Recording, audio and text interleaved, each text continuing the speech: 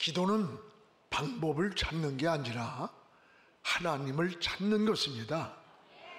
기도는 하나님의 도우심을 요청할 뿐 아니라 하나님의 뜻을 묻는 것입니다. 기도하는 자는 약할 수 있습니다. 그러나 기도를 들으시는 하나님은 강하시고 또한 전능하신 분입니다. 그래서 기도는 놀라운 능력을 발휘합니다. 하늘의 권세를 움직입니다. 그렇습니다. 종교개혁자 존 락스는 기도하는 한 사람이 있는 한 결코 망하지 않는다라고 했습니다. 존 락스가 스코틀랜드에서 복음을 전할 때였습니다. 저는 존 락스가 목회하는 교회를 가보기도 했습니다. 당시 통치자였던 메리 여왕은 캐톨릭 신자로서 개신교 신자들을 무섭게 박해를 했고 모두 죽이라고 하는 무서운 명령을 내렸습니다. 종교개혁자 존 락스는 자기 서재에 들어가서 피를 토하듯이 기도를 드렸습니다. 하나님, 스코틀랜드를 저에게 주십시오. 아니면 저의 생명을 거두가 주십시오. 그가 기도하던 창문으로 메리 여왕이 살고 있는 궁전이 보였는데 그는 그곳을 바라보면서 같은 기도를 몇 시간씩 되풀이하면서 매일같이 기도를 드렸습니다. 얼마 지나지 않자 이 메리 여왕이 중병에 걸렸습니다. 메리 여왕은 죽기 전에 존 락스 한 사람의 기도가 나는 100만 대군의 군대보다 더 무서웠다라고 하면서 죽어갔다고 합니다. 여러분, 존 락스의 기도를 통해서 스코틀랜드의 수많은 그 핍박과 고난에서 개신교 신자들이 목숨을 건지게 되었던 거예요. 난국에 기도하는 자가 애국자입니다. 여러분, 기도하는 자가 나라를 사랑하는 자입니다. 이런 말이 있습니다. 육체가 잠이 들면 물질을 도적맞고 영혼이 정신이 잠들면 영토를 빼앗기고 신앙이 잠이 들면 영혼을 도둑맞는다는 말이 있습니다. 그렇습니다. 여러분, 보초를 파수꾼이라고 합니다. 파수꾼은 항상 깨어 있는 것이 사명이에요. 파수꾼이 잠이 들면 큰일 납니다. 그리스도인은 자신을 지키고 교회를 지키고 이 사회를 건강하게 지키고 나라를 지키는 영적 파수꾼들임을 깨달아야 됩니다. 파수꾼이 잠이 들 때 위기가 찾아오게 됩니다. 주님도 제자들에게 잡는 사이 원수 마귀가 가라지를 덧뿌리고 갔다라고 했습니다. 여러분, 신앙이 잠들 때 위기가 찾아옵니다. 우리도 하나님께 늘 기도하는 깨어있는 시간이 굉장히 중요합니다. 기도가 뭡니까? 기도는 하나님을 의지하는 것입니다. 여러분, 가장 어리석은 자녀는 문제를 혼자 고민하는 겁니다. 자신이 볼 때는 큰 문제처럼 보이지만 부모가 볼 때는 아무것도 아닙니다. 부모에게 이야기만 했으면 벌써 해결될 수 있는 문제들입니다. 오늘 여러분의 문제도 마찬가지예요. 하나님이 보실 때는 아무것도 아닙니다. 하나님께 고백하시기 바랍니다. 하나님께 고백하는 것이 바로 곧 기도인 것입니다. 우리는 하나님께 드리는 기도가 두 가지가 있습니다. 하나는 하나님의 뜻을 묻는 기도입니다. 사무엘상 23장에 보면 다윗은 블레셋이 쳐들어오고 있을 때 전쟁을 해야 했습니다.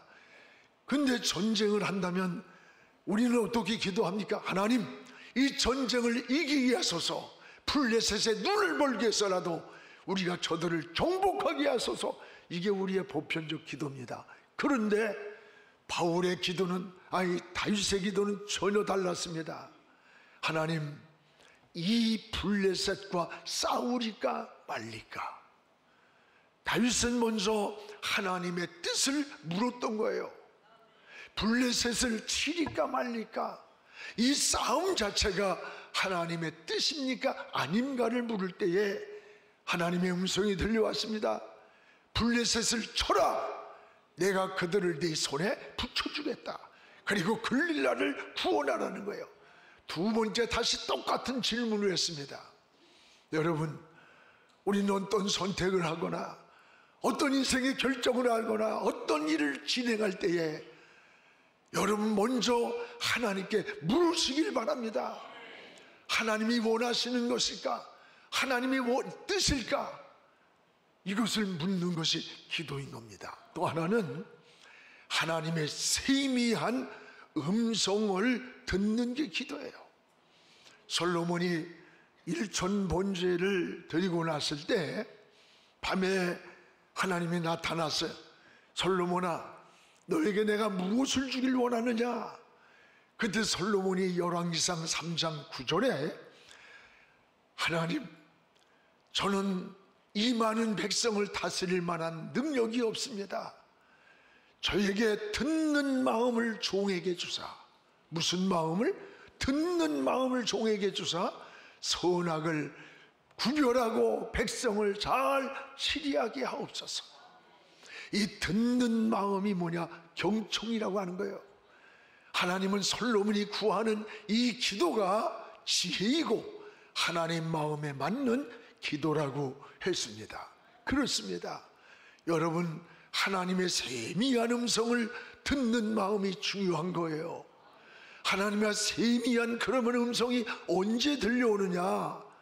말씀을 들을 때, 말씀을 묵상할 때, 말씀을 읽으면서 그 말씀 가운데서 하나님의 세미한 음성을 깨닫게 하시는 거예요.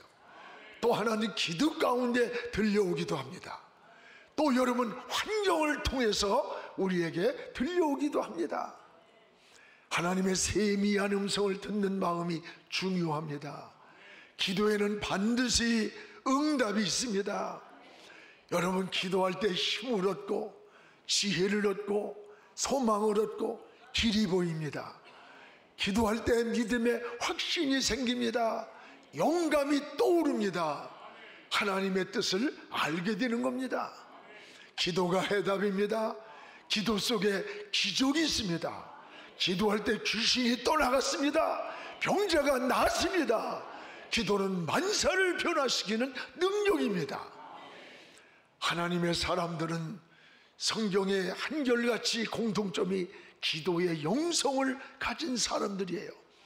모세가 그러했고, 다윗이 그러했고, 엘리야가 그러했고, 다니엘이 그러했습니다.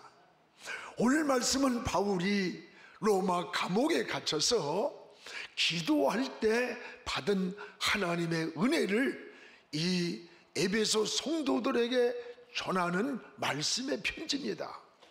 오늘 16절에 보면 바울의 영성이 뭐냐? 기도였음을 잘 알려주고 있습니다. 무엇보다도 17절에 바울은 지혜와 계시의 영을 기도할 때 하나님이 주셨다고 고백을 합니다. 여러분, 지혜와 계시의 영을 언제 하나님이 주셨느냐? 기도할 때라고 했어요. 오늘 17절 본문을 한번 같이 읽겠습니다. 우리 주 예수 그리스도의 하나님 영광의 아버지께서 지혜와 계시의 영을 너희에게 주사 하나님을 알게 하시고, 우리 주 예수 그리스도 하나님 영광의 아버지께서 지혜와 계시의 영을 너희에게 줬다. 그래서 하나님을 알게 했다는 거예요. 기도할 때 영광의 아버지께서 지혜를 주셨습니다. 계시의 영을 주셨습니다. 여러분, 지혜라는 말은 통찰력, 분별력이라는 거예요. 그래서 이 지혜가 얼마나 중요한지 야고보서 1장 5절에 보면 너희가 지혜가 부족하거든 휘주시고 꾸짖지 않는 하나님께 구하라고 했습니다. 그렇습니다. 계시는 또 뭐냐? 계시는 하나님의 감추어진 비밀을 계시라래요. 하나님은 인간에게 일반 계시를 주시고 자연 계시를 주고 자연을 통해 하나님을 알게 하시고 특별 계시를 주시기도 했습니다. 이런 모든 것들이 언제 주셨느냐? 기도할 때 하나님의 지혜의 분별력이 왔고 감추어진 하나님의 비밀을 깨달을 수 있도록 하나님의 계시의 영을 주셨다고 했습니다. 여러분, 그러면 이 지혜와 계시의 영을 주신 목적이 있습니다. 무엇 때문에 우리에게 지혜를 주시고 계시의 영을 주셨을까? 오늘 17절 하반절에 보면 따라합시다. 하나님을 알게 하려는 내 목적이 있다. 하나님을 바로 알게 하는 내 목적이 있다 그랬어요. 계시의 영을 너희에게 주사 하나님을 알게 하시고, 여기서 하나님을 안다, 하나님을 안다는 것은 단순한 지식이 아닙니다. 여기 아는 것과 믿는 것이 다릅니다. 아는 것은 지식이라면 믿는 것은 복음인 것이에요. 여러분, 오늘 우리의 신앙은 하나님을 안다는 것은 하나님의 뜻을 분별하고 하나님의 마음을 아는 것을 말해요. 또 하나, 하나님은 무엇을 기뻐하시는지, 하나님이 원하시는 삶의 목적을 바로 아는 것을 말하는 거예요. 바로 지혜와 계시의 영을 통해서 하나님을 아는 것이 바로 예수 그리스도의 복음의 비밀이라고 그랬어요. 그렇습니다.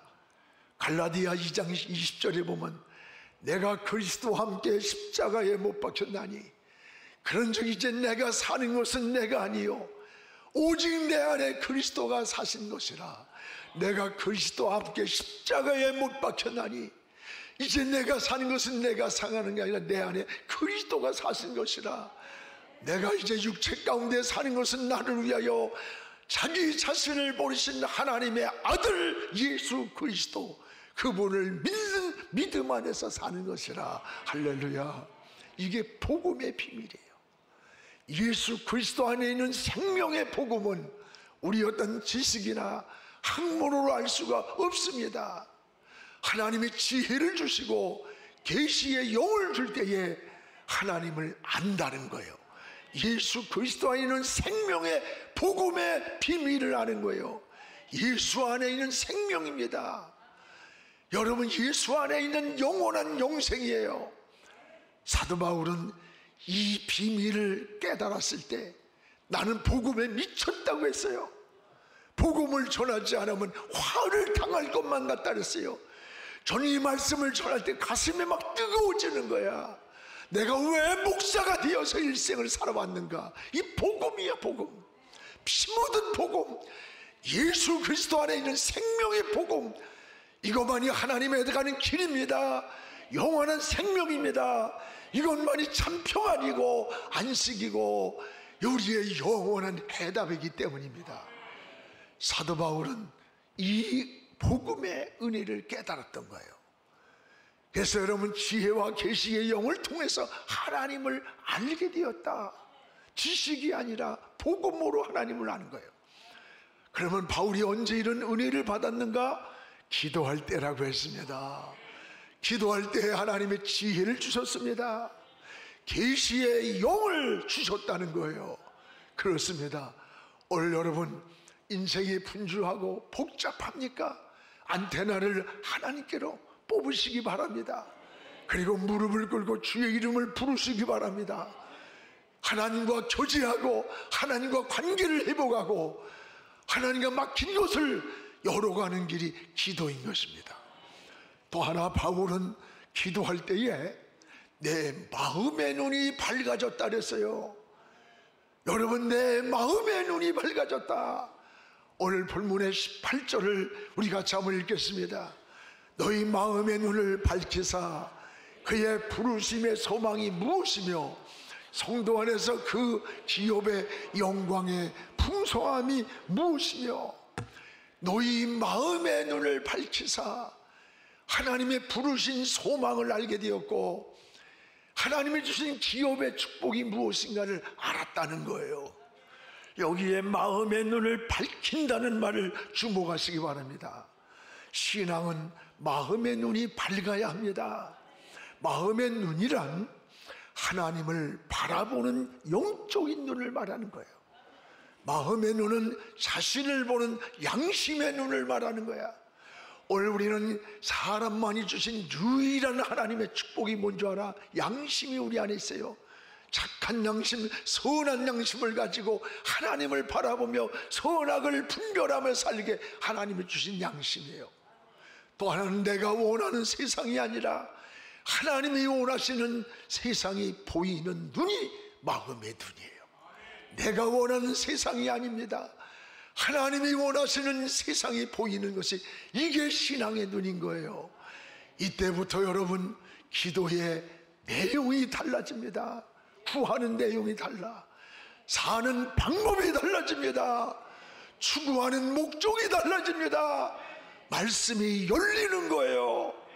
내 중심으로 인생을 살아가던 삶이 하나님 중심으로 인생의 축이 바뀌는 거예요. 놀라운 은혜입니다. 이런 변화가 언제 일어났습니까? 사도 바울은 기도할 때 너희에게 지혜를 주었고 계시의 영을 주었다고 했습니다. 성도는 영적인 눈으로 하나님의 말씀을 깨닫게 됩니다. 하나님을 바라보는 것이 바로 신앙이 되는 겁니다. 여러분 눈이 밝아지기를 바랍니다. 사람은 세 종류의 눈이 있습니다. 하나는 육안이 있습니다. 오늘 우린 육안을 뜨고 성전을 나왔습니다. 길을 찾고 활동을 합니다. 또 하나는 지안이 있습니다. 지식을 통해서 사물의 원리를 깨닫고 사물의 이치를 깨달으며 살아가는 거예요. 또 하나는 영안이 있습니다. 하나님은 영이시기 때문에 여러분, 영이신 하나님은 우리의 육신의 눈이나 지식의 눈을 가지고 하나님을 바라볼 수가 없어요. 사람은 육신의 눈도 밝아야 합니다. 지식의 눈도 밝아야 합니다. 그러나 하나님을 바라볼 수 있는 것은 영적인 눈이 밝아야 되는 거예요. 여러분, 다윗도 그래서 시편 119편 18절에 이렇게 말씀합니다. 하나님이여 내 눈을 열어서 주의 법에 기이한 것을 보게 하소서. 오늘 우리도 영적인 눈이 열리기를 기도하시기를 축복합니다. 사울이 다메섹에서 주님을 만났을 때 사울이 땅에 엎드러졌어요.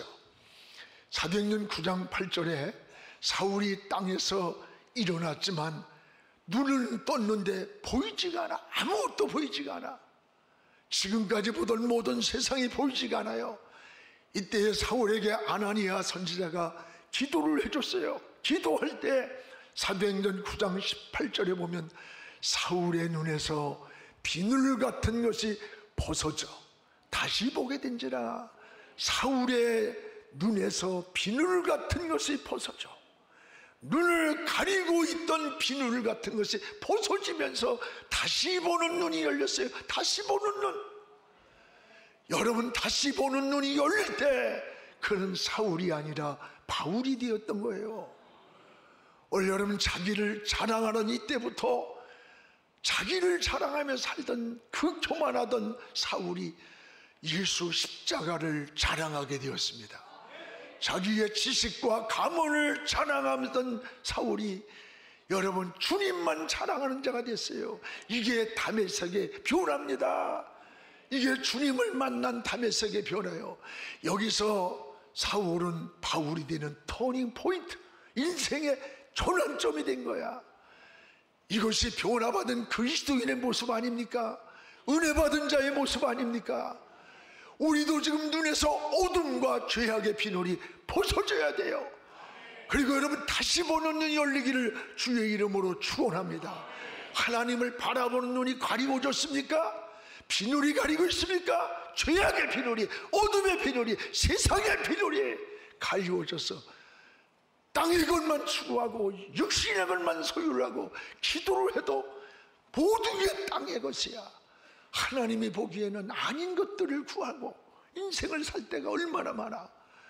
하나님이여, 사울의 눈에 가리웠던 비늘이 벗어지고 다시 보는 눈이 열렸듯이 나에게 다시 보는 눈을 열어주옵소서.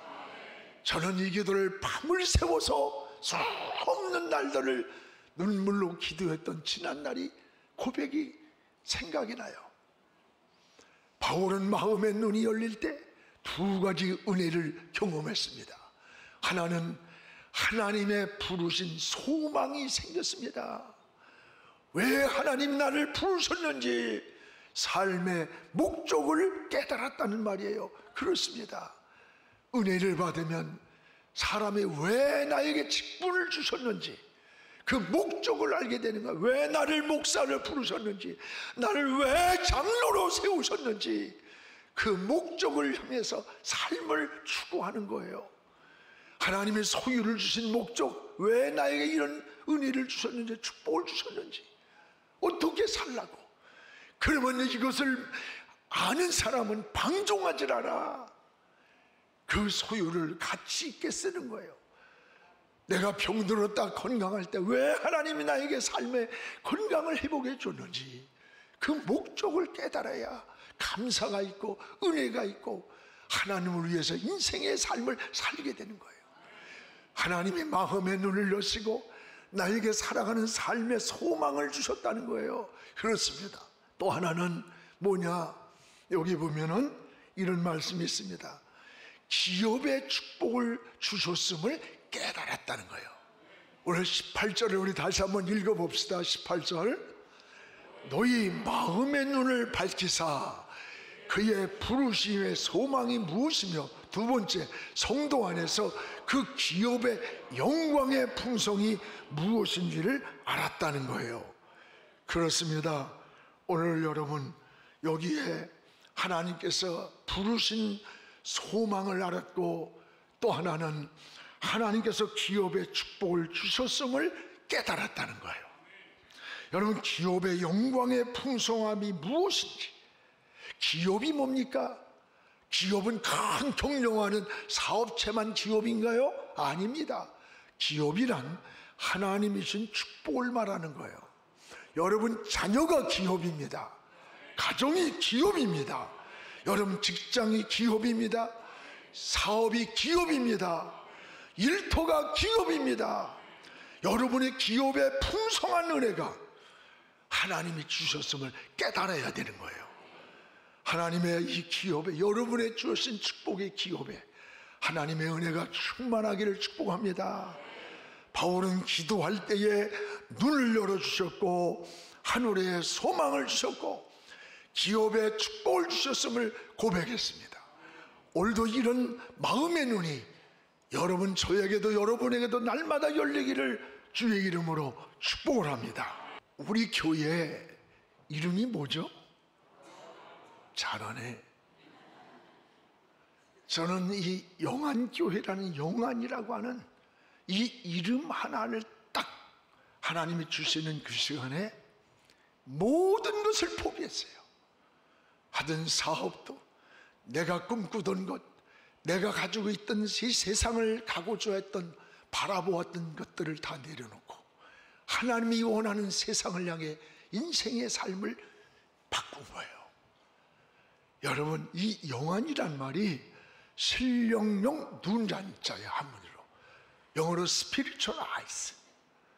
신령한 눈을 뜨고 하나님을 바라보자. 이 사인을 하나님이 주셨을 때 모든 걸 내려놓고 45년을 정신없이 막 이 하나님의 목적만 향해 달려온 것이 오늘 이 시간 이 자리예요. 후회 없는 자리, 감격한 자리, 감사한 자리, 오늘 여기서 이대로 멈춰도 행복하고 감격하는 시간이에요. 저는 신비주의자 아닙니다. 그러나 신비적인 체험은요, 성령을 통해서 누구나 할 수 있는 거예요. 영적인 신비적 체험은 언제라도 일어나는 거예요. 영적인 눈이 열릴 때 내가 원하는 세상이 아닙니다. 하나님이 원하시는 세상이 보이는 거예요. 하나님이 이 세상을 어떻게 되길 원하고, 이 나라가, 이 사회가, 우리 교회가, 우리 가정이 어떻게 되길 원하는가. 내가 원하는 세상이 아니라 내 기준에서 보는 세상이 아니라 하나님의 관점에서 하나님이 원하는 세상을 사모하는 거예요. 사랑하는 성도 여러분, 기도를 통해서 하나님은 계시와 지혜의 영을 주셨던 것처럼, 그래서 하나님을 알게 하셨던 거예요. 지식으로 하는 게 아니라 복음을 깨달은 아는 것. 기도할 때 바울처럼 마음의 눈이 열리기를 주의 이름으로 축복합니다. 기도 속에 하늘에 비밀이 있습니다. 기도할 때 계시록 8장에 보세요. 천사들이 내려와서 그 기도하는 성도 곁에서 기도의 형을 금향로에 받아서, 중간에 원수 마귀가 변질시킬까 봐 금향로에 받아서 하나님의 보좌로 올리고 있다고 했어요. 오늘 이 시간 이 자리에서도 우리가 예배드리고 있는 것, 감사하는 것, 아멘하고 할렐루야 하면서 말씀을 받는 시간, 기도하는 이 시간이 우리도 뭐 보이지 않는 천군 천사를 보내서 금향로에 담아서 하나님의 보좌에 올리게 있음을 깨닫기를 축복합니다. 이것이 은혜입니다. 기도가 해답입니다. 기도 속에 능력이 있습니다. 기도 속에 기적이 있습니다. 우리는 못해도 하나님은 하십니다. 의사가 죽는다고 해도 하나님이 산다고 하면 사는 거예요. 세상이 끝이라고 해도 하나님이 일으켜주면 일어나는 겁니다. 오늘 사도 바울의 기도의 영성이 우리 모두의 영성이 되기를 주의 이름으로 축복합니다. 기도하겠습니다. 살아계신 우리 하나님 아버지, 고맙습니다.